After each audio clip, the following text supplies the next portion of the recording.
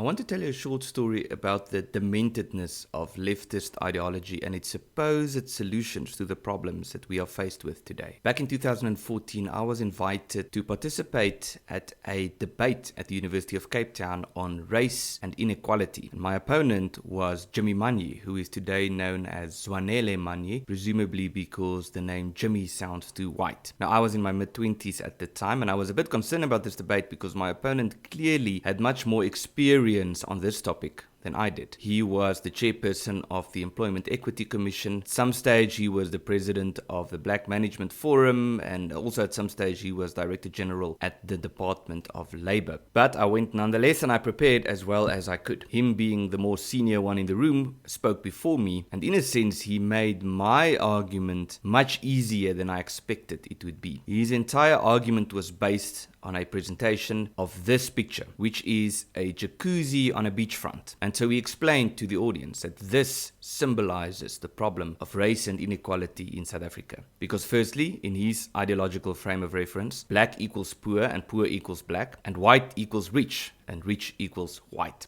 And so he explained to us that the jacuzzi represents a small minority of rich white people, and the ocean represents a large majority of poor black people. This is why redistribution policies are so important. So in my response to his argument, I deviated from my prepared notes and I said, well, let's talk about this picture that he had put up on the screen. Because in a sense, by displaying this picture and by framing his argument around this picture in a particular way, he has already destroyed his own argument. Because if this is an accurate reflection of reality, and if the solution that he proposes is redistribution, how on earth are we going to empty the water that is currently in the jacuzzi in the ocean and replace it with the ocean? Because to the extent that this image is indeed a reflection of reality, it clearly indicates that resources are limited and that redistribution would not solve the problem, especially if you are dealing with a small wealthy minority as opposed to a large poor and unemployed majority, not even considering whether we are talking about race. And so even explaining this is a bit strange because any person with half a brain would be able to look at this picture and the way the argument is framed around this picture and recognize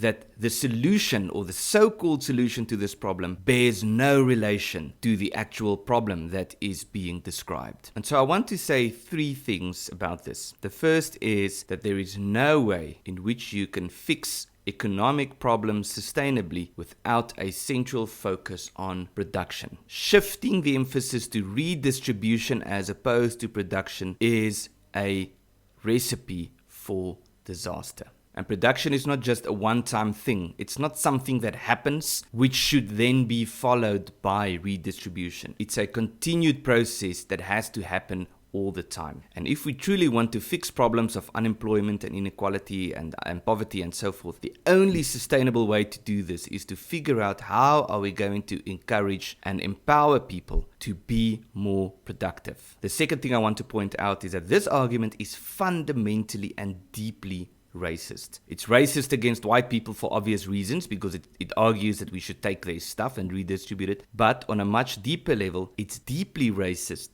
against black people because the argument presupposes that black people do not have the capacity to be productive and that the only way to fix the unemployment crisis or the poverty crisis within the black community is to give them free stuff. And so I'm not sure if people like Manyi, and of course there are many others who argue like this, understand just how deeply racist they are towards their own people, or perhaps worse, they do understand and they just don't care. And the third point I want to make is that there is no example in world history where a policy proposal such as this has been tried with success. You cannot create prosperity through redistribution. You cannot solve the unemployment crisis through redistribution.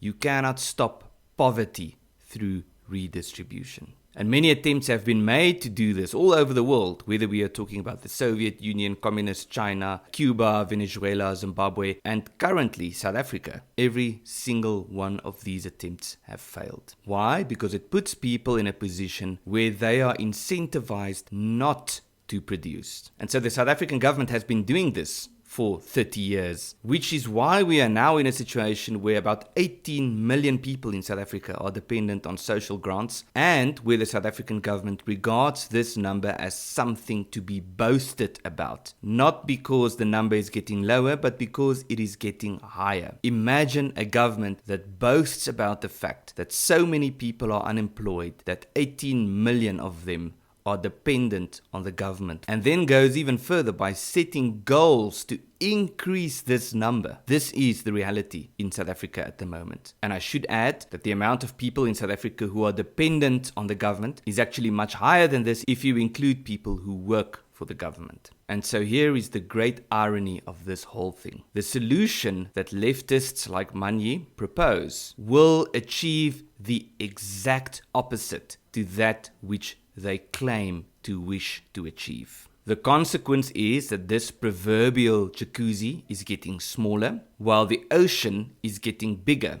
leading to higher levels of poverty, higher levels of unemployment, and higher levels of inequality.